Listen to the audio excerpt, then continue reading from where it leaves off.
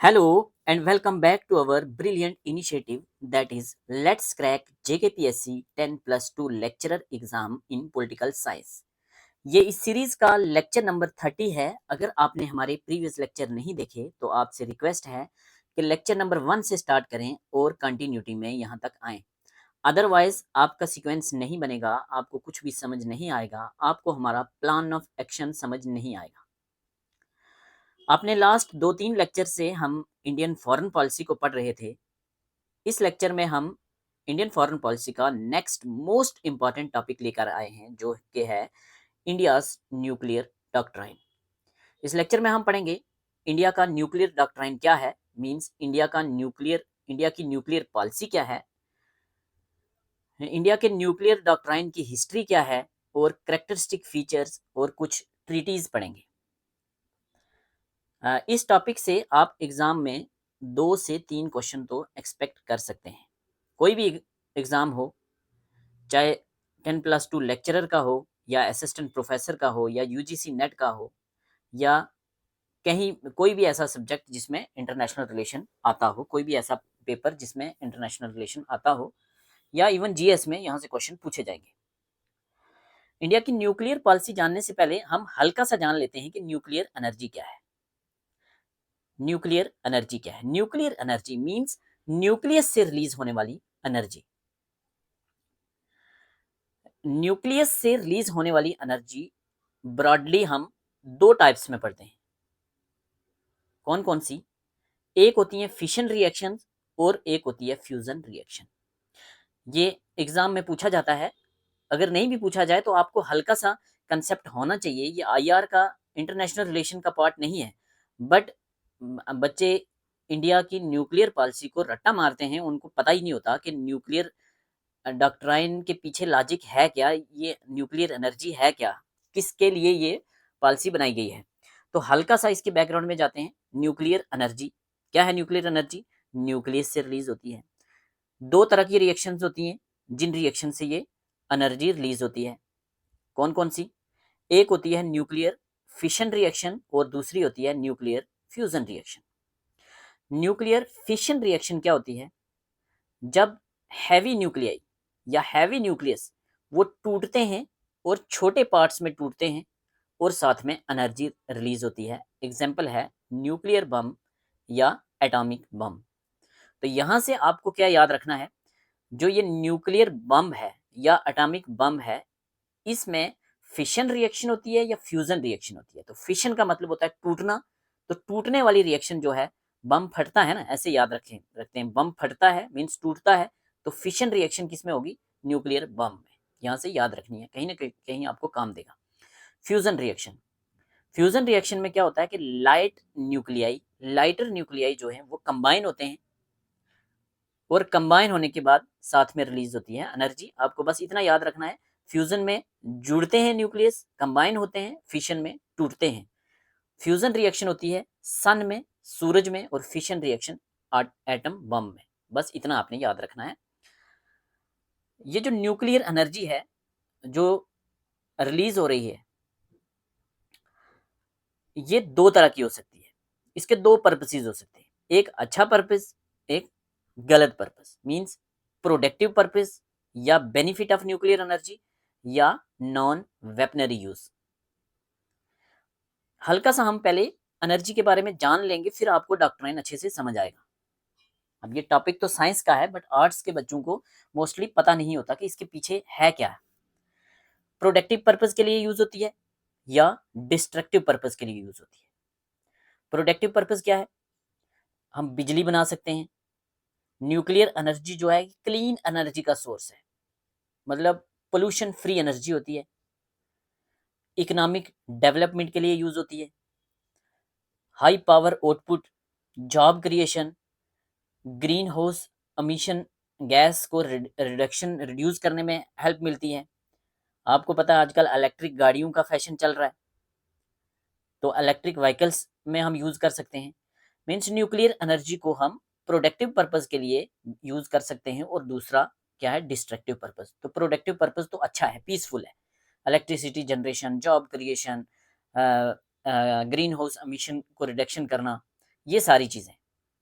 ये आपका टॉपिक नहीं है, साइंस का टॉपिक है, हल्का सा आइडिया होना चाहिए। तो दूसरा क्या है, दूसरा है डिस्ट्रक्टिव पर्पस, क्योंकि ये टर्म्स आगे बार बार यूज होंगी। पीसफुल पर्पस क्या है, डिस्ट्रक्टिव पर्पस क्या है, दो पार्ट में हम बार बार चीज़ों को डिवाइड करेंगे। जब भी कोई पॉलिसी, जब भी कोई इंटरनेशनल लेवल पे ट्रीटी साइन होगी तो वहाँ दो चीज़ें होंगी कि क्या आपने ये एनर्जी जो है ये डिस्ट्रक्टिव पर्पस के लिए यूज़ करनी है या पीस पर्पस के लिए, एनर्जी इलेक्ट्रिसिटी के लिए, अच्छे काम के लिए।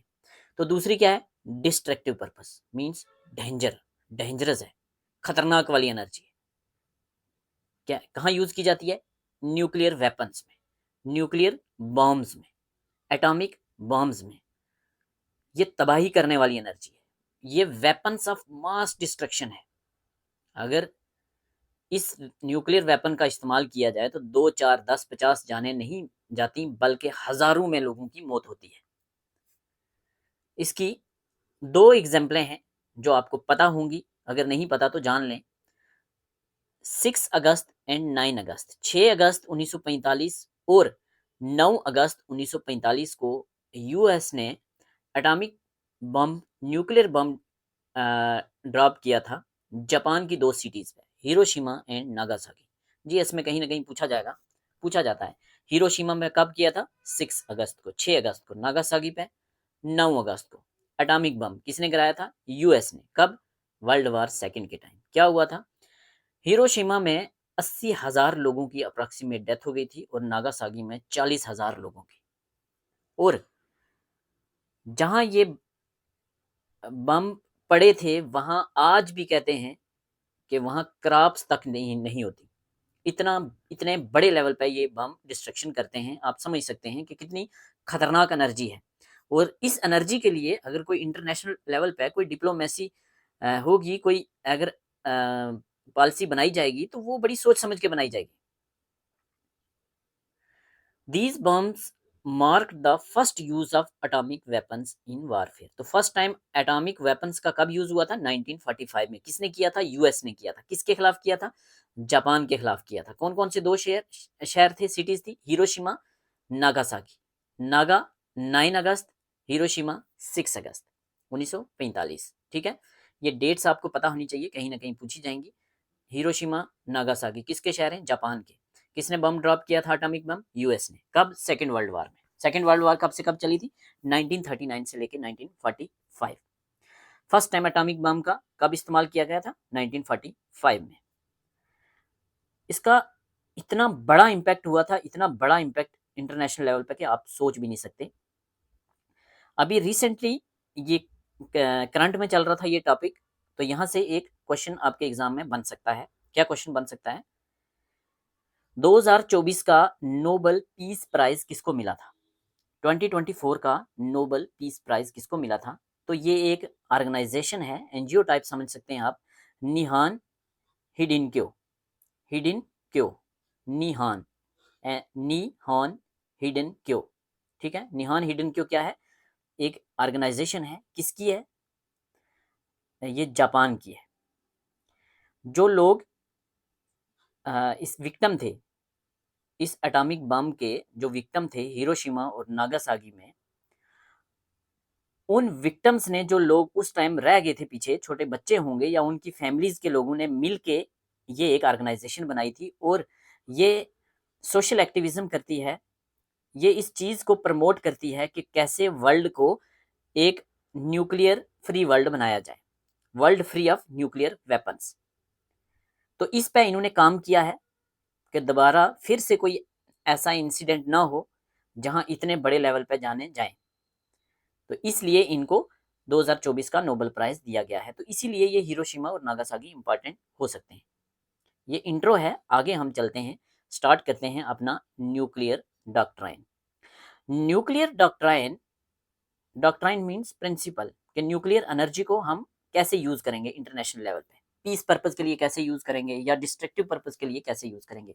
तो न्यूक्लियर डॉक्ट्राइन क्या है, nuclear doctrine refers to goals and missions. ये वो गोल्स हैं और मिशंस हैं जो गाइड करते हैं, किसको गाइड करते हैं, यूज ऑफ न्यूक्लियर वेपन्स को, कि न्यूक्लियर वेपन्स को कैसे यूज करना है, उसके लिए क्या गोल्स हैं, क्या मिशन है।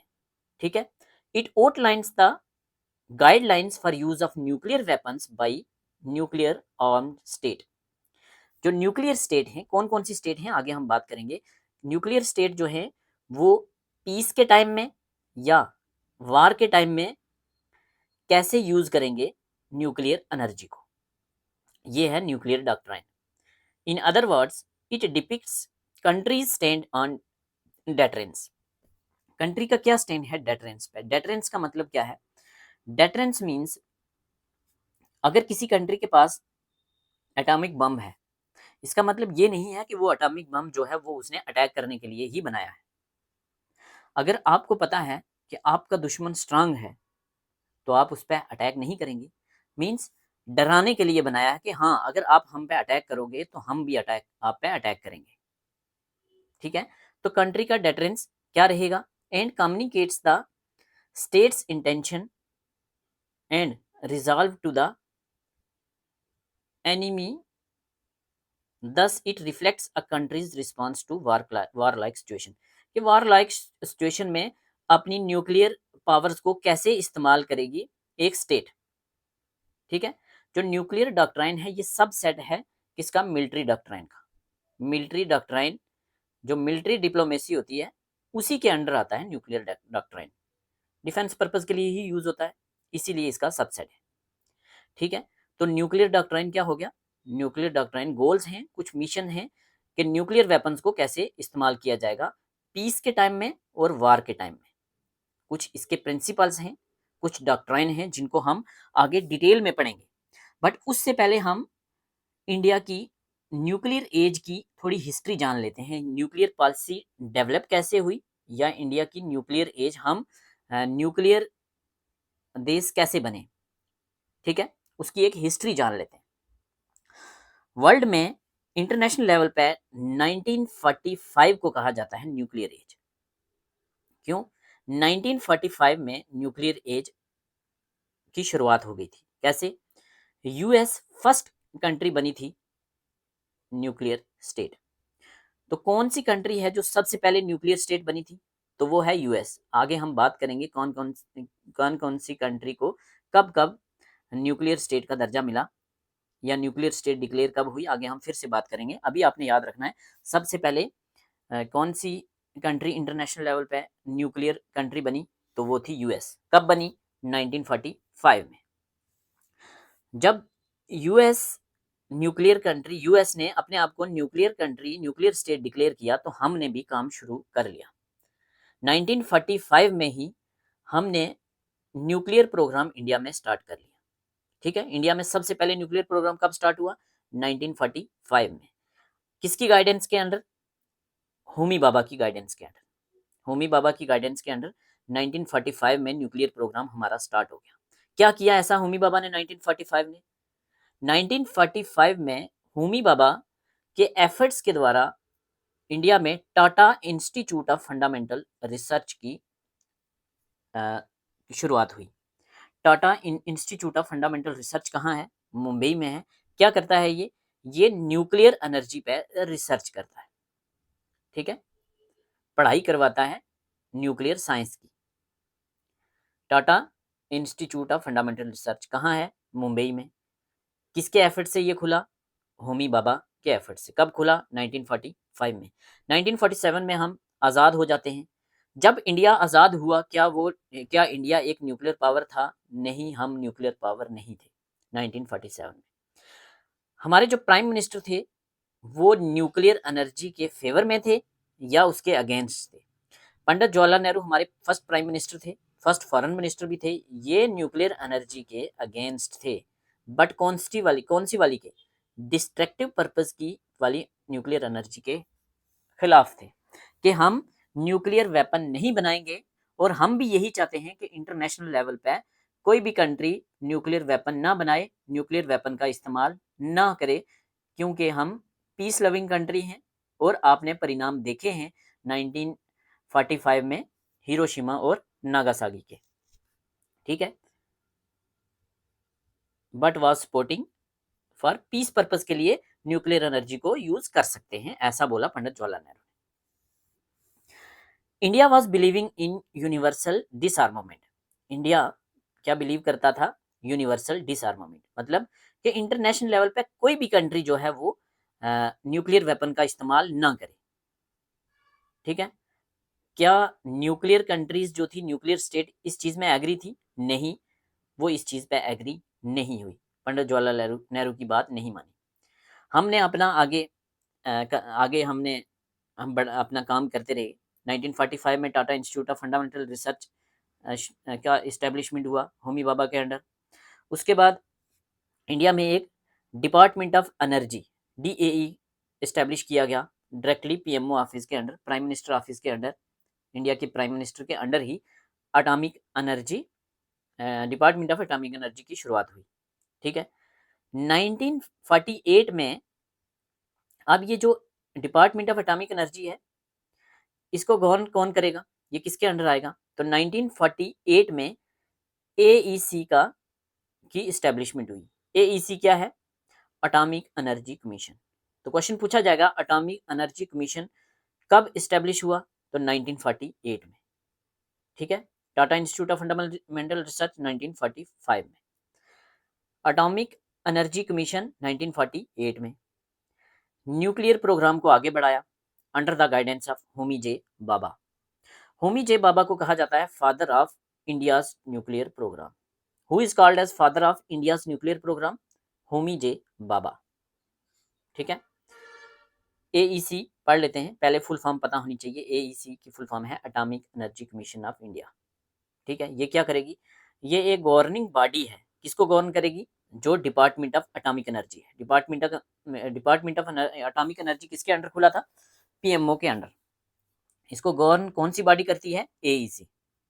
ठीक है, क्या करती है ये? It is responsible for the development and deployment of nuclear energy and related technology in India. ठीक है, कब बनाई थी AEC? 3 अगस्त 1948 में। ठीक है, AEC का मेन पर्पस क्या है? Peaceful use of nuclear energy. ऊपर मैंने बता दिया ना आपको, न्यूक्लियर एनर्जी के दो यूज, एक पीसफुल यूज, दूसरा डिस्ट्रक्टिव यूज, वेपनरी यूज। ये डायरेक्टली किसके अंडर आती है? प्राइम मिनिस्टर के अंडर आती है। Commission plays a crucial role in policy making for atomic energy and nuclear research. Atomic energy और न्यूक्लियर रिसर्च पे अगर कोई पॉलिसी बनानी है तो कौन बनाएगा? वो बनाएगी AEC। AEC। ठीक है,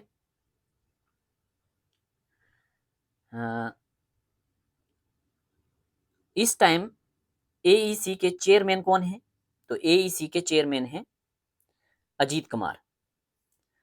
करंटली AEC के चेयरमैन कौन है? अजीत कुमार। ठीक है, आगे चलते हैं। India seek international support from nuclear countries. India ने इंटरनेशनल लेवल पे सपोर्ट मांगी कि हमें भी अपनी टेक्नोलॉजी आप ट्रांसफ़र कीजिए हमें, ताकि हम भी न्यूक्लियर एनर्जी में आगे बढ़ें। तो इंटरनेशनल लेवल पे अच्छा सपोर्ट मिला। न्यूक्लियर कंट्रीज जो थी वो एग्री हो गई हमें टेक्नोलॉजी ट्रांसफ़र करने के लिए। फुल इंटरनेशनल कॉपरेशन मिला पीसफुल पर्पस के लिए, न्यूक्लियर एनर्जी बनाने के लिए। ठीक है, सारी चीज़ें ठीक चल रही थी। 1954 में हमने पंचशील प्रिंसिपल साइन किए चाइना के साथ। क्या थे पंचशील प्रिंसिपल? अपने लास्ट वीडियो में हम पढ़ चुके हैं, 2 लेक्चर में इनफैक्ट हमने पंचशील प्रिंसिपल के बारे में पढ़ा है। अब यहाँ अगर दोबारा से मैं एक्सप्लेन करूंगा तो लेक्चर लंबा हो जाएगा। अगर पीसफुल पर्पस के लिए हमें सपोर्ट मिल रही थी, टेक्नोलॉजी ट्रांसफ़र हो रही थी, और पंचशील प्रिंसिपल भी हमने साइन कर लिए थे, जो कॉपरेशन की बात करते हैं, नॉन अग्रेशन की बात करते हैं, फिर हमें न्यूक्लियर एनर्जी की या न्यूक्लियर वेपन की ज़रूरत क्या पड़ी? ठीक है, इसको थोड़ा जानते हैं, क्या ज़रूरत पड़ी। 1962 में पंचशील एग्रीमेंट चाइना ने तोड़ दिया और चाइना ने इंडिया पे अटैक कर दिया, अक्साई चीन वाले रीजन पे और नॉर्थ ईस्ट फ्रंटियर रीजन पे। नॉर्थ ईस्ट फ्रंटियर एजेंसी या फ्रंटियर रीजन कौन सा है? अरुणाचल प्रदेश वाला एरिया। 1962 में वार हुई, India China war, Sino India war means India China war. कब से कब चली? अक्टूबर 20 से लेकर नवंबर 20 तक चली ये वार। कौन से एरिया में? अक्साई चीन वाला एरिया और नॉर्थ ईस्ट फ्रंटियर एजेंसी। ठीक है, ये एक बॉर्डर डिस्प्यूट था जो 1947 से चलता आ रहा था, उसकी वजह से हुई। ये चाइना ने हम सडनली अटैक कर दिया, तो इंडियन फोर्सेस अभी तैयार नहीं थी और इंडिया ये वार हार गया। बाद में सीज फायर डिक्लेयर हो गया, जिसकी वजह से ये जंग रुक गया। आज भी ये डिस्प्यूट इन एरियाज को लेके चलता आ रहा है। ठीक है, इसकी वजह से हमारे चाइना के साथ रिलेशन जो थे वो काफ़ी खराब हो गए, leading to a long-standing rivalry between two nations. This defeat provided the government of India impetus for developing nuclear weapon as a means of deterring potential aggression. इसकी वजह से हमें कहीं ना कहीं ज़रूरत पड़ी कि हमारे पास भी कुछ ऐसा होना चाहिए कि हम भी एक डेटरेंस का काम कर पाएँ कि दुश्मन हम पे हमला ना करे, दुश्मन डरे कि अगर मैं हमला करूंगा ये हमारे पे न्यूक्लियर अटैक कर सकता है। एक तो ये ज़रूरत पड़ गई। उसके बाद क्या हुआ, चीज़ें आगे बढ़ रही थी। 1963 में हमारे पास 2 न्यूक्लियर रिएक्टर थे। फर्स्ट टाइम हमारे पास 2 न्यूक्लियर रिएक्टर कब हुए? 1963 में। कैसे हुए? इंटरनेशनल कॉपरेशन हमें मिल रहा था न्यूक्लियर कंट्रीज से। क्यों? क्योंकि सबको लग रहा था कि हम पीसफुल पर्पस के लिए न्यूक्लियर एनर्जी का इस्तेमाल कर रहे हैं। ठीक है, न्यूक्लियर रिएक्टर क्या होते हैं? जिसमें न्यूक्लियर रिएक्शन होती है, जो फिशन रिएक्शन है, नॉट फ्यूजन। फिशन रिएक्शन के लिए न्यूक्लियर रिएक्टर चाहिए होते हैं। Means research and development on nuclear energy कहाँ होती है? न्यूक्लियर रिएक्टर्स में। ठीक है, उसके बाद क्या हुआ? 1963 के बाद नेक्स्ट एक साल 1962 में हमारी जंग होती है चाइना के साथ। उसके बाद 2 साल के बाद चाइना ने अपना न्यूक्लियर टेस्ट कर दिया। China conducted first nuclear test in October 1964। तो चाइना ने न्यूक्लियर टेस्ट कब किया? 1964 में। चाइना न्यूक्लियर पावर कब बना? 1964 में। हमारे साथ 1962 में एक जंग भी लड़ा, उसके बाद न्यूक्लियर पावर भी बन गया। तो हमारे लिए तो बहुत ज़रूरी हो गया था ना न्यूक्लियर पावर बनना। ठीक है, आगे चलते हैं, बट पहले जान लेते हैं यहाँ हल्का सा कि न्यूक्लियर पावर कौन सी कंट्री कब कब बनी। ठीक है, ये एग्ज़ाम में पूछा जाएगा, मैच करने के लिए आएगा, आपको पता होना चाहिए। सबसे पहली कंट्री कौन सी थी? मैंने पहले आपसे बात की 1945 में US. First country nuclear power कौन सी बनी? यूएस। कब बनी? 1945। सेकंड नंबर पे यूएसएसआर। कब? 1949। यूएसएसआर को आज क्या कहते हैं? रशिया। ठीक है, यूएसएसआर सेकंड नंबर पे। ऐसे ही सीक्वेंस में अरेंज करने के लिए एग्जाम में पूछा जाएगा। US 1945, USSR 1949। सेकंड कंट्री कौन सी बनी? यूएसएसआर या आज के रशिया। थर्ड नंबर पे यूके 1952। फोर्थ नंबर पे फ्रांस 1960 और फिफ्थ नंबर पे चाइना 1964। यहाँ से कुछ ऐसा नहीं लग रहा कि यूएन के जो परमानेंट 5 मेंबर होते हैं वो न्यूक्लियर पावर बन चुके थे 1964 में। यूएन के 5 मेंबर कौन कौन से होते हैं? कौन कौन से हैं? US 1, Russia 2, UK 3, France 4, China 5। तो ये 5 न्यूक्लियर पावर बन चुके थे। उसके बाद हमने काम किया और हम कब बने? हम बने 1974 पे। आगे पढ़ेंगे हम डिटेल में कैसे वहाँ तक पहुँचे। तो 10 चाइना के 10 साल के बाद इंडिया न्यूक्लियर पावर बन गया 1974 में। उसके बाद 1998 में पाकिस्तान न्यूक्लियर पावर बन गया। उसके बाद नॉर्थ कोरिया बन गया 2006 में। तो ऑफिशियली जिन कंट्रीज़ ने डिक्लेयर किया है कि हम न्यूक्लियर पावर हैं वो ये 7 कंट्रीज़ हैं। 5 परमानेंट मेंबर यूनाइटेड नेशन के, और 6th number India, 7th number Pakistan, 8 number पे नॉर्थ कोरिया, किम वाली कंट्री, किम जोंग उन। ठीक है, ये आपने याद रखनी है। चलिए आगे चलते हैं। हम हिस्ट्री पढ़ रहे हैं। किसकी हिस्ट्री पढ़ रहे हैं? कि हम न्यूक्लियर पावर कैसे बने। 1945 में शुरुआत की हमने न्यूक्लियर प्रोग्राम अंडर होमी बाबा। 1947 में हम आज़ाद हो गए। जवाहरलाल नेहरू खिलाफ थे डिस्ट्रक्टिव पर्पस के लिए यूज़ करने के लिए न्यूक्लियर एनर्जी को। उसके बाद एक डिपार्टमेंट ऑफ एटॉमिक एनर्जी बनाया गया पीएमओ के अंडर। उसके बाद 1948 में एटॉमिक एनर्जी कमीशन बनाया गया। ठीक है, आज के टाइम में इसके चेयरमैन कौन है? तो अजीत कुमार हैं। हम पीसफुल पर्पस के लिए न्यूक्लियर एनर्जी पे काम कर रहे थे। 1954 में पंचशील प्रिंसिपल हमने साइन किए। पंचशील प्रिंसिपल हमारे फॉरेन पॉलिसी का भी पार्ट है कि हम आपस में मिलके काम करते हैं, इंटरनेशनल कोऑपरेशन की बात करते हैं, ये नॉन अग्रेशन की बात करते हैं, इंटरनल सॉवरेनिटी की बात करते हैं। ये तो 5 प्रिंसिपल हैं जो आप पढ़ चुके हैं ऑलरेडी। अगर इतना कुछ था तो क्यों ज़रूरत पड़ी हमें डिस्ट्रक्टिव पर्पज़ के लिए न्यूक्लियर एनर्जी बनाने की?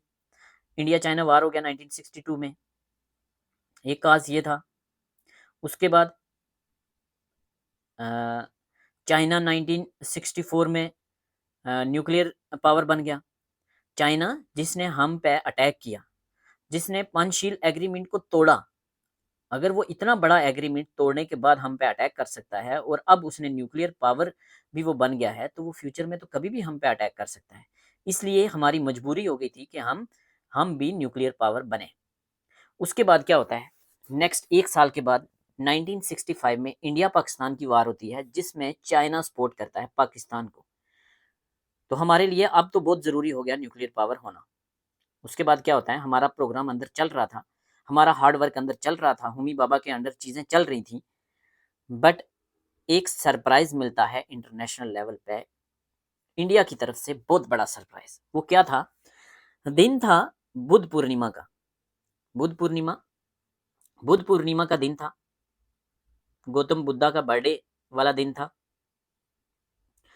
डेट थी 18 मई 1974, 18 मई 1974, जब इंडिया ने first successful nuclear bomb test किया। First successful nuclear bomb. International level पे हम बात कर रहे हैं कि हम पीसफुल पर्पस के लिए न्यूक्लियर एनर्जी पे काम कर रहे हैं, तो हमें सपोर्ट भी मिल रही थी न्यूक्लियर कंट्रीज से। कौन कौन सी न्यूक्लियर कंट्रीज थी अभी तक? 5। कौन सी 5? जो यूएन की परमानेंट मेंबर है। ठीक है, तो 1974 में इंडिया ने लॉन्च किया operation smiling Buddha. Very very very important operation. Operation smiling Buddha किसके रिलेटेड है? ये है हमारा first successful nuclear bomb test. Operation smiling Buddha को हम ऑपरेशन हैप्पी कृष्णा भी कहते हैं। ऑपरेशन स्माइलिंग बुद्धा को हम पोखरन फर्स्ट भी कहते हैं। यहाँ सेकंड लिखा है, सॉरी, फर्स्ट। पोखरन फर्स्ट भी कहते हैं। Pokhran first, operation smiling Buddha, operation happy Krishna, ये क्या है? ये नाम दिया गया था हमारे first successful nuclear bomb test को। कब कराया गया था? 18 मई 1974 को। कहाँ करवाया गया था? पोखरन नाम की जगह है, राजस्थान, जैसलमेर में। कहाँ? क्या कहते हैं इस जगह को? ये आर्मी का एक बेस था। बेस था, क्या नाम था? Pokhran test range, PTR. Pokhran test range कहाँ? जैसलमेर में, राजस्थान में। काफी लोग इसको सुपरवाइज कर रहे थे, बट ये जो मेन पावरफुल लीडर था, जो ये सब करवा रहा था, वो कौन था? वो थी iron lady of India, prime minister Indira Gandhi. ठीक है, तो operation smiling Buddha, operation happy Krishna या पोखरन फर्स्ट कब कंडक्ट करवाया गया? 1974 में। हम न्यूक्लियर पावर कब बने? 1974 में। India first successful nuclear bomb test कब हुआ? 1974 में। कहाँ हुआ? पोखरन टेस्ट रेंज, जैसलमेर में। ठीक है, test involve a fission device. Fission reaction थी तो फिशन डिवाइस तो होगा। And its success mark a significant milestone in India's nuclear program. India के न्यूक्लियर प्रोग्राम में ये बहुत बड़ा माइलस्टोन था। इस तरह से इंडिया बन गया था 6th नंबर की कंट्री दुनिया में जिसके पास न्यूक्लियर वेपन थे। ठीक है, 5 कौन सी थी? परमानेंट मेंबर ऑफ यूएन है जो। कौन कौन सी? चाइना, यूएसए, रशिया, यूके और फ्रांस। ठीक है, ये 5 थी। क्या जापान के पास न्यूक्लियर बम है? नहीं।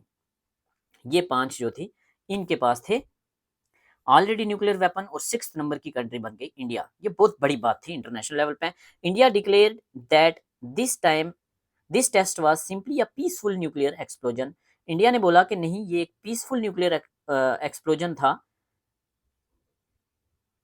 Yet it was later discovered, बाद में पता चला कि नहीं, ये एक न्यूक्लियर वेपन प्रोग्राम ही था। इसकी वजह से क्या हुआ? इंटरनेशनल लेवल पे हमें बड़े लेवल पे अपोज किया गया, क्रिटिसाइज किया गया इंडिया को, कि इंडिया ने छुप के एक इतना बड़ा मिशन कंडक्ट करवाया है। ठीक है, बहुत सारे सैंक्शन लगाए गए इंडिया पे, इंटरनेशनल लेवल पे हमारे रिलेशन काफ़ी ज़्यादा ख़राब हो गए। It was first confirmed nuclear test by any nation, that was first time ऐसा हुआ था कि कोई एक ऐसी कंट्री जो यूएन नेशनल सिक्योरिटी काउंसिल का परमानेंट मेंबर नहीं है, उसने एक न्यूक्लियर टेस्ट को कंफर्म किया है। मींस कौन सी फर्स्ट कंट्री बनी जो परमानेंट मेंबर नहीं थी यूनाइटेड नेशन सिक्योरिटी काउंसिल की, जिसने न्यूक्लियर बम टेस्ट किया, वो इंडिया बना 6th नंबर की कंट्री। पूछा जाएगा ऑपरेशन बुद्धा के टाइम प्राइम मिनिस्टर कौन था? Iron lady of India Indira Gandhi. ठीक है, और जो ये पूरी टीम थी, ये रिसर्च की टीम जो जिसने ये कंडक्ट करवाया ऑपरेशन बुद्धा, इसको लीड कर रहे थे राजा रमाना। राजा रमाना, ठीक है, जो साइंटिस्ट की टीम को लीड कर रहे थे राजा रमाना। इंटरनेशनल लेवल की जो सीक्रेट एजेंसीज थी वो भी शॉक हो गई जब उनको पता चला कि इंडिया ने इतने बड़े मिशन को अंजाम दिया है। किसी को पता ही नहीं चला था, सब चीजें कोड वर्ड में चल रही थी। ऑपरेशन का नाम भी स्माइलिंग बुद्धा दिया गया था, एक कोड वर्ड था ये। ठीक है, अब इस चीज को देखते हुए जो न्यूक्लियर कंट्रीज थी उनकी आंखें खुल गई, तो वो लेकर आई क्या? Nuclear supplier groups. यहां से आपके लिए क्वेश्चन बनेगा कि न्यूक्लियर सप्लायर ग्रुप का गठन कब हुआ? तो 1974 में हुआ। क्या है ये न्यूक्लियर सप्लायर ग्रुप? 1974 में जब हमने ऑपरेशन बुद्धा कंडक्ट करवाया, उसी साल न्यूक्लियर सप्लायर ग्रुप भी बनाया गया। क्या है ये न्यूक्लियर सप्लायर ग्रुप? ये एक मल्टीलेटरल एक्सपोर्ट कंट्रोल ग्रुप है 48 मेंबर्स का, 48 कंट्रीज का, जो क्या करता है, इसका एम है प्रिवेंट करना nuclear proliferation by controlling the export of material, equipment and technology that can be used to manufacture nuclear weapons. मतलब न्यूक्लियर सप्लायर ग्रुप जो है, फर्स्ट टाइम इसने डिमार्केट किया ऑफिशियली कि न्यूक्लियर एनर्जी दो पर्पस के लिए है, एक पीसफुल पर्पस के लिए, एक डिस्ट्रक्टिव पर्पस के लिए। तो डिस्ट्रक्टिव पर्पस के लिए कोई भी मेंबर जो है वो एक्सपोर्ट नहीं करेगा, टेक्नोलॉजी को ट्रांसफर नहीं करेगा, टेक्नोलॉजी के रिलेटेड कोई भी चीज, कोई मटेरियल हो या इक्विपमेंट हो, मतलब टेक्नोलॉजी को ट्रांसफर नहीं किया जाएगा। कि अगर इंडिया एक छुप के साइलेंटली इतना बड़ा मिशन कंडक्ट करवा सकता है, तो कोई भी और कंट्री ऐसा काम कर सकती है। तो इंडिया के इस ऑपरेशन के बाद कौन सा ग्रुप बनाया गया? Nuclear supplier groups. देखने से लग रहा है कि कोई ये न्यूक्लियर इक्विपमेंट को सप्लाई करता होगा, तो ऐसा नहीं है। ये रोक लगाता है, सप्लाई भी करता है, पीसफुल पर्पस के लिए सप्लाई कर सकते हैं, बट डिस्ट्रक्टिव पर्पस के लिए, मींस वेपन के लिए आप किसी चीज को भी एक्सपोर्ट नहीं करोगे। ये इसका मेन एम था। कब बनाया गया? 1974 में। क्यों बनाया गया? In response to India's nuclear test, that is कौन सा टेस्ट? Operation smiling Buddha. यहां से क्वेश्चन क्या पूछा जाएगा आपको? क्या इंडिया ने एनएसजी को साइन किया था? इंडिया ने एनएसजी को साइन नहीं किया था। इंडिया ने एनएसजी को साइन नहीं किया था। इंडिया कहता था ये तो डिस्क्रिमिनेटरी है, अब वेपन बना के बैठे हुए हो और कोई और क्यों ना बनाए। ठीक है, आगे उसके बाद क्या हुआ? बड़े लेवल पे काम चल रहा था न्यूक्लियर एनर्जी में, बट सडनली क्या हुआ? इमरजेंसी लग गई। इंदिरा गांधी के टाइम 1975 से 1977 तक 2 इयर्स का टाइम था, इमरजेंसी का टाइम, तो सारी चीज़ें ठप हो गई। न्यूक्लियर प्रोग्राम हमारे स्लो हो गए, इस पर जो काम हो रहे थे ये स्लो हो गए। उसके बाद सरकार बदल जाती है, आपको पता है, फिर कुछ टाइम के बाद इंदिरा गांधी का असैसिनेशन हो जाता है। उसके बाद में चीज़ें काफ़ी स्लो हो जाती हैं, बट कुछ सालों के बाद 1980s में हम फिर से अपने प्रोग्राम को एक्सेलरेट करते हैं, न्यूक्लियर प्रोग्राम को एक्सेलरेट करते हैं। क्यों? क्योंकि इंडिया को खुफिया एजेंसीज के द्वारा पता चलता है कि पाकिस्तान भी न्यूक्लियर बम बना रहा है। हम अपने काम को आगे लेते हैं और 1998 में हम एक सेकंड ऑपरेशन कंडक्ट करते हैं जिसका नाम होता है ऑपरेशन शक्ति 98। ऑपरेशन शक्ति 98 क्या है? ऑपरेशन शक्ति 98 को पोखरण सेकंड भी कहते हैं। ठीक है, पोखरण फर्स्ट क्या था? पोखरण फर्स्ट था ऑपरेशन स्माइलिंग बुद्धा। ऑपरेशन शक्ति 98 क्या है? 98 में करवाया गया था। क्या था ये? सेकंड टेस्ट था, सेकंड एटॉमिक बम टेस्ट था। वहीं करवाया गया था, कहाँ? पोखरण टेस्ट रेंज में, पोखरण में, जैसलमेर में। इसको पोखरण सेकंड भी कहते हैं या सिंपली ऑपरेशन शक्ति भी कहते हैं। ये क्या था? ये एक series of 5 nuclear weapon test थे। 5 टेस्ट थे, 5 एटॉमिक बम टेस्ट कंडक्ट करवाए गए थे इंडिया के द्वारा 1998 मई में। कब से कब? 11 मई से लेकर 13 मई, 2 दिनों में 5 एटॉमिक बम के टेस्ट करवाए गए थे। कौन कौन से? शक्ति 1, शक्ति 2, शक्ति 3, शक्ति 4, शक्ति 5। इन चारों को कंबाइनली कहा जाता है ऑपरेशन शक्ति 98 या सिंपली शक्ति, ऑपरेशन शक्ति या पोखरण सेकंड।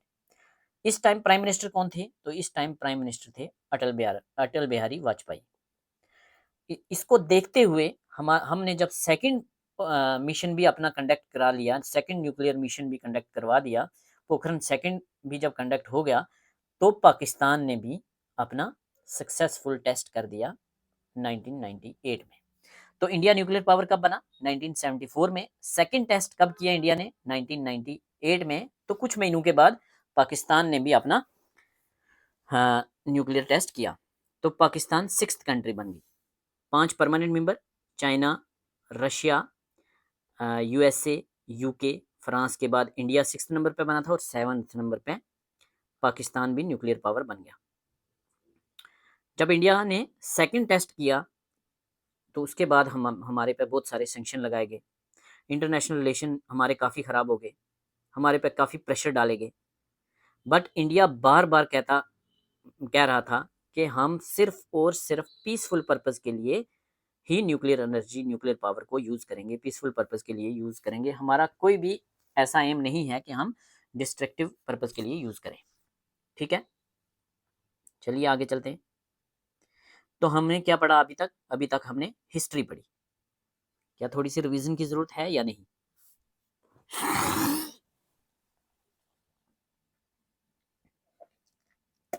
ठीक है, थोड़ा सा हल्का सा रिवाइज करना है अगर तो कर लेते हैं। 1945 में सेकेंड वर्ल्ड वॉर होती है।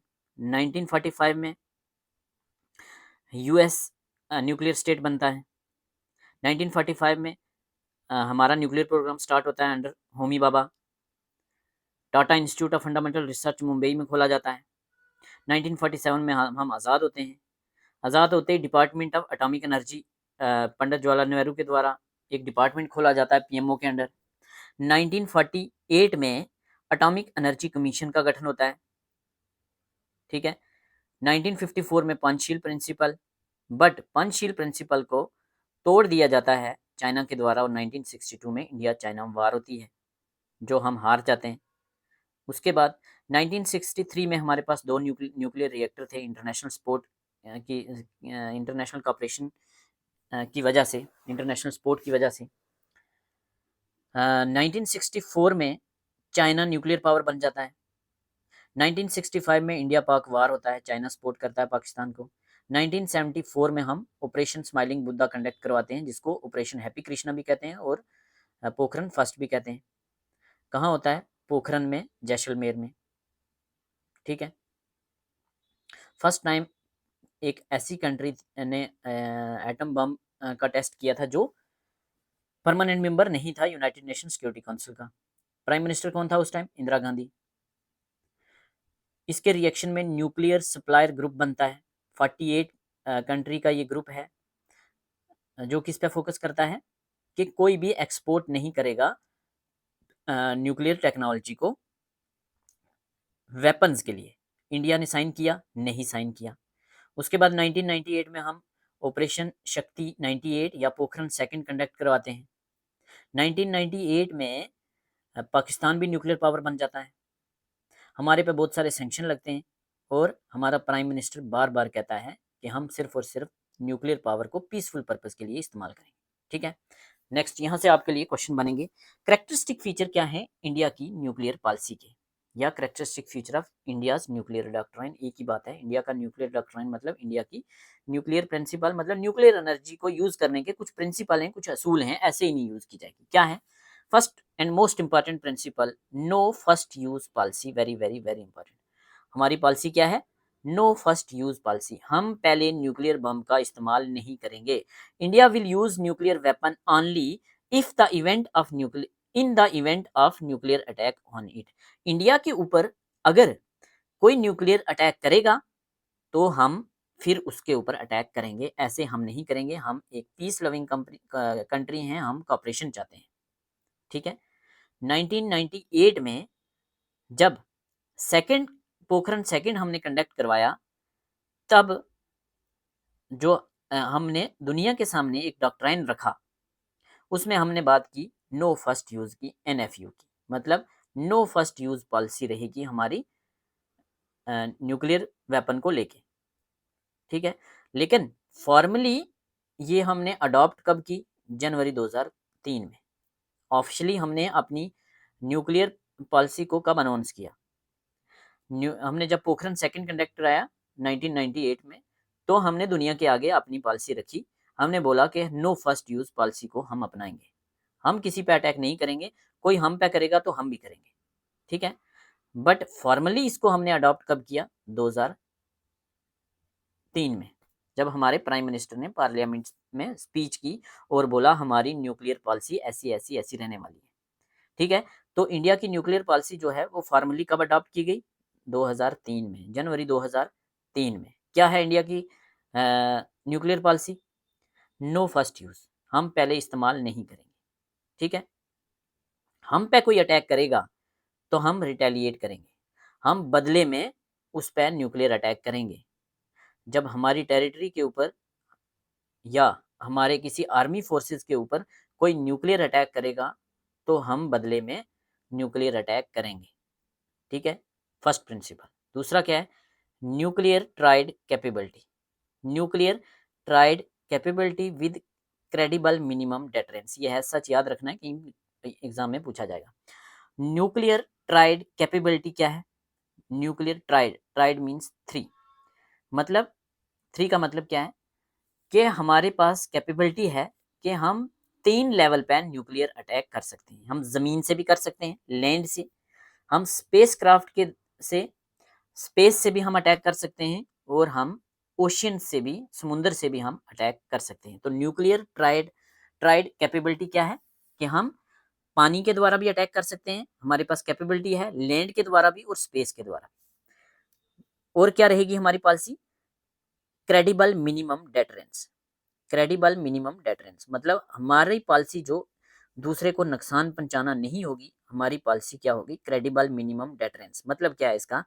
क्रेडिबल मिनिमम डेटरेंस का, credible minimum deterrence is principle on which India's nuclear policy is based. India की nuclear policy credible minimum deterrence पे बेस होगी। क्या मतलब है इसका? It underline no first use, हम पहले न्यूक्लियर पावर का इस्तेमाल नहीं करेंगे। अगर कोई हमारे पे अटैक करेगा तो हम सेकंड स्ट्राइक करेंगे, लेकिन हम फिर ऐसा नहीं करेंगे, हम अच्छे खासे से करेंगे। Full under falls under minimal deterrence has opposed to mutual assured destruction. मतलब आप हमारे पे अटैक करोगे तो हम आप पे अटैक करेंगे, और क्या करेंगे?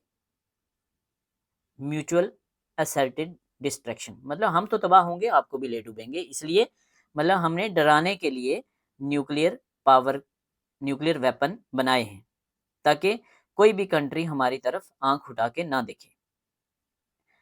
क्या मतलब है? सिंपल सी बात है, जब हमारी किसी के साथ लड़ाई होती है तो हम क्या कहते हैं? कोई कहता है ना, ये तेरा मुंह तोड़ दूंगा, कहता है अच्छा तू मेरा मुंह तोड़ देगा, मैंने चूड़ियां थोड़ी पहनी। तो अगर कोई हमें बोलेगा कि हम आप पे न्यूक्लियर अटैक करेंगे तो हम बदले में बड़े लेवल पे वार करेंगे, हम तो तबाह होंगे, आपको भी तबाह कर देंगे। It asserts that nuclear weapons are solely for deterrence के लिए हैं, that India will pursue a policy of retaliation, सिर्फ और सिर्फ रिटेलिएशन की पॉलिसी। आप हम पे अटैक करोगे तभी हम रिटेलिएट करेंगे, ठीक है। नेक्स्ट प्रिंसिपल क्या है? ओनली सिविलियन पॉलिटिकल लीडरशिप, मतलब हमें पता कैसे चलेगा कि अब हमने अटैक करना है? कौन ऐलान करेगा? यहां से क्वेश्चन बन सकता है। करेक्टरिस्टिक से अभी तक क्वेश्चन 2 ही बन रहे हैं, एक नो फर्स्ट यूज पॉलिसी, दूसरा क्रेडिबल मिनिमम डेटरेंस, तीसरा न्यूक्लियर ट्राइड कैपेबिलिटी, हम लैंड, पानी और स्पेस से हम अटैक कर सकते हैं, हमारे पास कैपेबिलिटी है। 3 क्वेश्चन ये। फोर्थ क्वेश्चन क्या बन सकता है यहाँ से? फोर्थ क्वेश्चन बन सकता है कि अगर कोई ऐसी सिचुएशन बनती है तो कौन मतलब ऐलान करेगा कि हम अब करने वाले हैं attack? Only civilian political leadership, civilian political leadership ही ऐलान करेगी। सिविलियन पॉलिटिकल लीडरशिप के पास ही पावर है टू एथराइज न्यूक्लियर रिटेलिएशन के हम अब टाइम आ गया है जवाब देने का न्यूक्लियर अटैक का। Civil political leadership means India के केस में प्राइम मिनिस्टर ऑफ इंडिया की बात कर रहे हैं।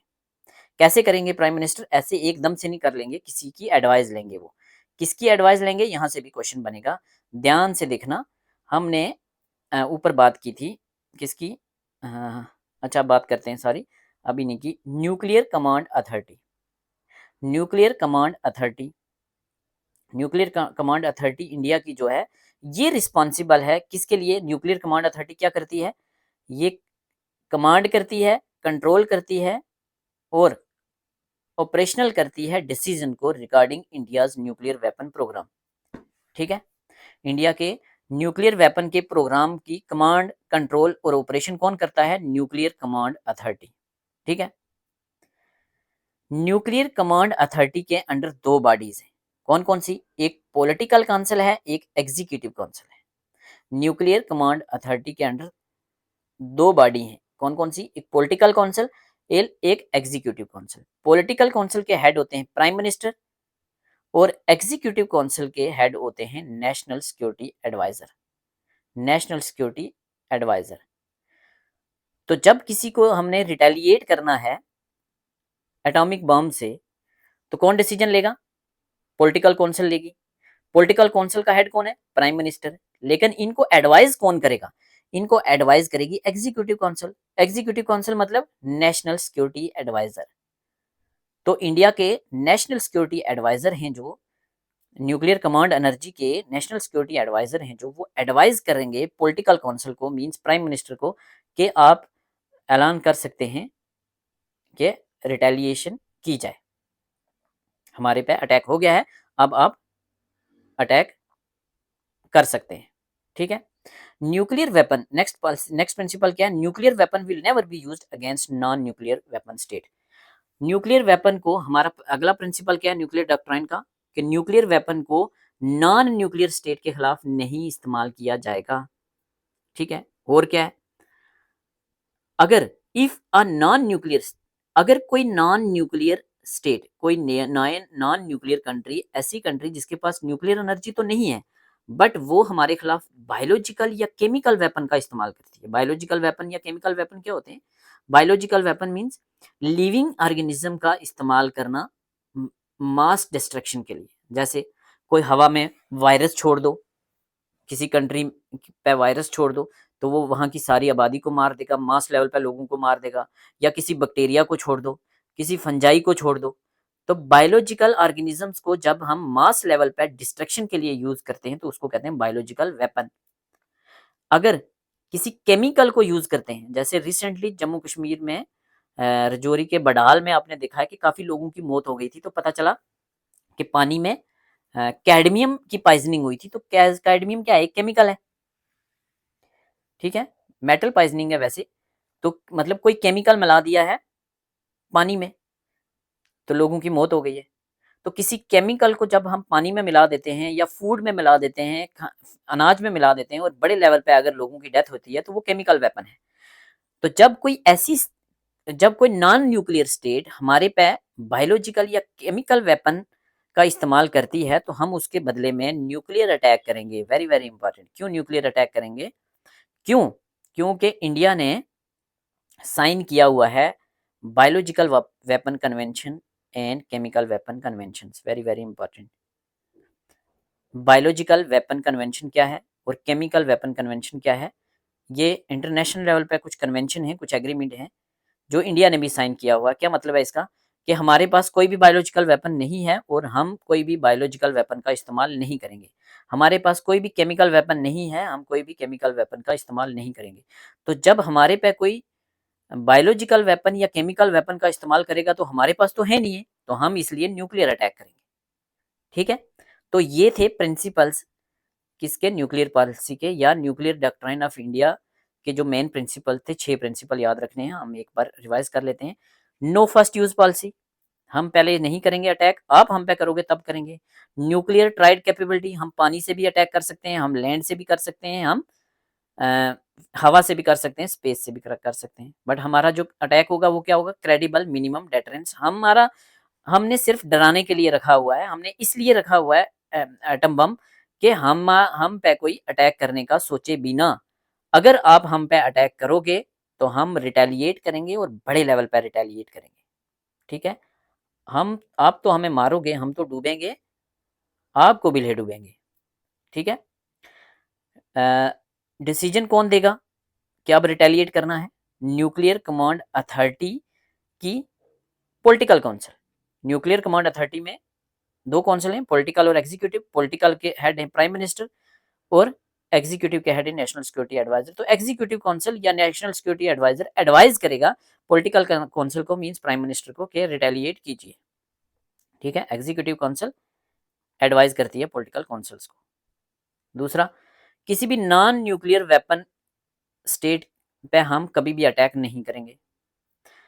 अगर कोई नॉन न्यूक्लियर स्टेट हम पे केमिकल या बायोलॉजिकल वेपन का इस्तेमाल करती है तो हम उसके खिलाफ क्या करेंगे, हम उसके खिलाफ न्यूक्लियर अटैक करेंगे। क्यों? क्योंकि हमने साइन किया हुआ biological weapon convention and chemical weapon convention. तो ये थे हमारे न्यूक्लियर डॉक्ट्राइन या न्यूक्लियर डॉक्ट्राइन पॉलिसी हमारी। अब कुछ इंटरनेशनल लेवल पे एग्रीमेंट हैं या ट्रीटीज हैं जहां से क्वेश्चन पूछे जाते हैं, आपने याद रखनी है। 3-4 क्वेश्चन बनते हैं। फर्स्ट यहां से बता देता हूं मैं, पहले जो किया हमने, क्या हमने केमिकल वेपन कन्वेंशन साइन किया है इंडिया ने? ये पूछा जाएगा कौन सी ट्रीटी साइन की है, कौन सी नहीं की। केमिकल वेपन कन्वेंशन, यस हमने साइन किया है, इंडिया एक सिग्नेटरी है केमिकल वेपन कन्वेंशन का। इंडिया एक सिग्नेटरी है बायोलॉजिकल वेपन कन्वेंशन का। 2 क्वेश्चन यहां से हो गए। तीसरा, एलटीबीटी, लिमिटेड टेस्ट बैन ट्रीटी, जिसको जाना जाता है एलटीबीटी के नाम से। एलटीबीटी या लिमिटेड टेस्ट बैन ट्रीटी, ये कब साइन हुई? 1963 में। इसकी डेट इंपॉर्टेंट है। Limited test ban treaty, also called as limited means partial test ban treaty। Limited test ban treaty या पार्शियल टेस्ट बैन ट्रीटी कब साइन की गई? 1963 में। किसके द्वारा? तो यूएस, यूएसएसआर और ग्रेट ब्रिटेन, इन 3 लोगों ने साइन की, 3 कंट्रीज ने, 3 वर्ल्ड पावर ने। क्या कहती है ये ट्रीटी? बड़ी इंपॉर्टेंट ट्रीटी है। यहाँ एक तो इस ट्रीटी की फुल फॉर्म एलटीबीटी आएगा, आपको फुल फॉर्म नहीं आएगी, एलटीबीटी के नाम से पूछा जाएगा। एलटीबीटी कब आई? तो 1963 में। किस किस के बीच में साइन हुई? तो great Britain means England, USSR Russia और यूएस। क्या कहती है ये ट्रीटी? ये कहती है कि आपने अगर न्यूक्लियर टेस्ट करना है, आप एटमॉस्फेयर में न्यूक्लियर टेस्ट नहीं करेंगे, आप पानी के बीच न्यूक्लियर टेस्ट नहीं करेंगे, तो कहाँ करेंगे? आप सिर्फ और सिर्फ अंडरग्राउंड टेस्ट कर सकते हैं, क्योंकि न्यूक्लियर टेस्ट जो होते हैं ये बड़े खतरनाक होते हैं। ये रेडियो एक्टिव एलिमेंट्स आपने पढ़े होंगे, वो कितने खतरनाक होते हैं। हमने ऊपर देख ही लिए दो एग्जांपल्स, हिरोशिमा और नागासाकी की, यहाँ ज़्यादा डिस्कस करने की जरूरत नहीं है। तो लिमिटेड टेस्ट बैन ट्रीटी क्या कहती है? लिमिट करती है। क्या लिमिट करती है? आप पानी में टेस्ट नहीं करेंगे, आप एटमॉस्फेयर में टेस्ट नहीं करेंगे, जमीन के ऊपर ओपन में टेस्ट नहीं करेंगे, तो कहाँ कर देंगे? आप अंडरग्राउंड टेस्ट कर सकते हैं। ठीक है, ये प्रोहिबिट करती है एक्सप्लोजन इन द इन्वायरमेंट में, आप एक्सप्लोजन नहीं करेंगे, क्योंकि ये जो डेब्रिस बाहर जाएंगी वो तबाही मचा देंगी। क्या क्वेश्चन पूछा जाएगा यहाँ कि इंडिया सिग्नेटरी है या नहीं? क्या इंडिया ने ये ट्रीटी साइन की थी, limited test ban treaty? Yes, India signatory है। क्वेश्चन यहाँ से आएगा। एलटीबीटी 1963, किसके बीच? यूएस, यूके एंड रशिया या यूएसएसआर। क्या कहती है ये? लिमिट करती है। क्या लिमिट करती है? कि आप पानी में और जमीन के ऊपर या स्पेस में न्यूक्लियर बम का टेस्ट नहीं कर सकते। कहाँ कर सकते हैं? जमीन के अंदर, डीप अंदर जाके आप टेस्ट कर सकते हैं। तो इंडिया सिग्नेटरी है? यस, इंडिया इस ट्रीटी का सिग्नेटरी है। नेक्स्ट कौन सी है? Next treaty non proliferation treaty 1965, non proliferation treaty, NPT. NPT, non proliferation treaty 1965, ये क्या कहती है? ये कहती है कि non proliferation of nuclear weapons, कि जिन जिन स्टेट्स ने न्यूक्लियर वेपन बना लिए, ठीक है, ठीक है, मतलब 5 जो परमानेंट मेंबर हैं यूनाइटेड नेशन सिक्योरिटी काउंसिल के, उन्होंने न्यूक्लियर वेपन तो बना लिए हैं, डिस्ट्रक्टिव पर्पस के लिए न्यूक्लियर वेपन बना लिए हैं। अब आगे कोई नहीं प्रोलिफरेट करेगा, अब आगे प्रोलिफरेशन को बंद किया जाएगा। ट्रीटी क्या क्या है? Non proliferation of nuclear weapon, commonly known as non proliferation treaty या एनपीटी भी इसको कहते हैं। मींस इन 5 कंट्रीज के अलावा कोई भी और न्यूक्लियर वेपन नहीं बनाएगा। पीसफुल पर्पस के लिए आप एनर्जी का इस्तेमाल कर सकते हो, बट इसका क्या ऑब्जेक्टिव है? प्रिवेंट करना स्प्रेड ऑफ न्यूक्लियर वेपन या न्यूक्लियर टेक्नोलॉजी, और कॉपरेशन करना peaceful use of nuclear energy के लिए। पीसफुल यूज ऑफ एनर्जी कीजिए, बट आप वेपन्स के लिए या एटॉमिक बम नहीं बना सकते, सिंपल सी बात है। Further the goal of achieving nuclear डिसआर्मामेंट and general and complete डिसआर्मामेंट, कहते हैं इंटरनेशनल लेवल पे अब कोई भी न्यूक्लियर पावर का न्यूक्लियर वेपन नहीं बनाएगा, सिंपल भाषा में। तो इंडिया ने बोला ये डिस्क्रिमिनेटरी है, आप लोगों ने बना लिया, 5 स्टेट्स ने न्यूक्लियर वेपन बना लिया, तो बाकी वाले क्यों ना बनाए? इसलिए इंडिया ने साइन नहीं किया था। Very very important. Limited ban LTBT India ने साइन की, यस की। नॉन प्रोलिफरेशन ट्रीटी की साइन 1965 वाली, नहीं की। Next, nuclear supplier group, already हम बात कर चुके हैं। 48 कंट्रीज का ये ग्रुप है। ये कहता है कि कोई भी एक्सपोर्ट नहीं करेगा टेक्नोलॉजी को डिस्ट्रक्टिव पर्पस के लिए या एटम बम बनाने के लिए, ठीक है। इंडिया ने इसको भी साइन नहीं किया था, हम ऑलरेडी बात कर चुके हैं। ये कब बनाया गया था? 1974 में, जब इंडिया न्यूक्लियर पावर बन गया उसके बाद, कि कोई और कंट्री ऐसा काम ना करे। तो इंडिया ने साइन किया नहीं किया, ठीक है। नेक्स्ट आ गया CTBT, very very important. CTBT क्या है? Comprehensive nuclear test ban treaty. ये एक मल्टीलेटरल ट्रीटी है, 1996 में ये साइन की गई थी, ओपन की गई थी साइन करने के लिए। कुछ साल लगे थे अलग अलग कंट्रीज के द्वारा साइन करने में। ये कंप्लीट बैन करती है न्यूक्लियर एक्सप्लोजन के लिए in all environment for military and civil और सिविलियन पर्पस। मतलब ना तो आप सिविलियन पर्पस के लिए न्यूक्लियर एनर्जी का इस्तेमाल कर सकते हैं, ना आप मिलिट्री पर्पस के लिए। इंडिया ने ये भी साइन नहीं की थी। सीटीबीटी इंडिया ने साइन की नहीं की, ठीक है। एलटीबीटी साइन की नहीं की, सॉरी एलटीबीटी साइन की, यस इंडिया ने एलटीबीटी साइन की। हम इन्वायरमेंट को खराब नहीं करेंगे, ना पानी में करेंगे ना लैंड पे करेंगे। एनपीटी साइन की, नॉन प्रोलिफरेशन ट्रीटी, नहीं साइन की, ठीक है। न्यूक्लियर सप्लायर ग्रुप, नहीं साइन किया। Comprehensive nuclear test ban treaty, नहीं साइन की, ठीक है। 3 ट्रीटीज नहीं साइन की, सिर्फ 2 ट्रीटी साइन की। और कौन सी है? US India nuclear agreement. US United state और इंडिया का एक न्यूक्लियर एग्रीमेंट है 2005 का। इसको 123 एग्रीमेंट भी कहते हैं। ये इंटरनेशनल रिलेशन में है, बहुत इंपॉर्टेंट एग्रीमेंट है जो हमने किया था यूएस के साथ। इंडिया की तरफ से कौन थे? प्राइम मिनिस्टर मनमोहन सिंह, और यूएस के थे president George W Bush. US India civil nuclear agreement या 123 एग्रीमेंट किस किस के बीच में हुआ? यूएस के बीच में और इंडिया के बीच में। न्यूक्लियर एग्रीमेंट है, ये न्यूक्लियर एनर्जी को लेकर एग्रीमेंट है। किस किस के बीच में हुआ? मनमोहन सिंह के बीच में और जॉर्ज वाशिंगटन के बीच में। इसने सेपरेट किया सिविल और मिलिट्री यूज के लिए न्यूक्लियर एनर्जी को। इसने बोला कि इंटरनेशनल एटॉमिक एनर्जी जो है ये बताएगी कुछ सेफ गार्ड्स, कुछ गाइडलाइंस बताएगी कि किस किस पर्पज के लिए टेक्नोलॉजी को हम ट्रांसफर कर सकते हैं आपस में। मतलब पीसफुल पर्पज के लिए हम टेक्नोलॉजी को शेयर कर सकते हैं। ये है यूएस के साथ हमने 2005 में ट्रीटी साइन की। इंडिया सिग्नेटरी है, यस है। It indicate that India is a responsible state. India ने बाद में यकीन दिलाया न्यूक्लियर पावर होने के बाद कि हम सिर्फ और सिर्फ डेटरेंस के लिए हमने न्यूक्लियर बम बनाया है। हमारी नो फर्स्ट यूज पॉलिसी है, हम पहले किसी पे अटैक नहीं करेंगे, कोई हम पे अटैक करेगा तो बदले में हम रिटेलिएट करेंगे। तो इस वजह से यूएस कन्विंस हो गया और यूएस के साथ हमने एक ट्रीटी साइन की, 123 एग्रीमेंट, ठीक है। तो इन 5 ट्रीटीज हमने पढ़ी। इंडिया ने साइन कौन सी की हुई है? सिंपली याद करना है। एक 2005 वाली इंडिया यूएस न्यूक्लियर डील, और दूसरा कौन सी? दूसरा लिमिटेड वाली, लिमिटेड मतलब हम लैंड पे नहीं करेंगे, वाटर में नहीं करेंगे, हम लैंड के अंदर कर सकते हैं टेस्ट। तो लिमिटेड एलटीबीटी साइन की हुई है, एनपीटी नहीं की, एनएसटी नहीं की, और सीटीबीटी भी नहीं साइन की। ठीक है, तो ये था आज का लेक्चर हमारा। कैसा लगा कमेंट सेक्शन में ज़रूर बताना। क्या इम्प्रूवमेंट चाहते हैं आप? अगर आपको लगता है कि हम आपके लिए मेहनत कर रहे हैं तो आप हमें वॉलंटरी फ़ी पे कर सकते हैं।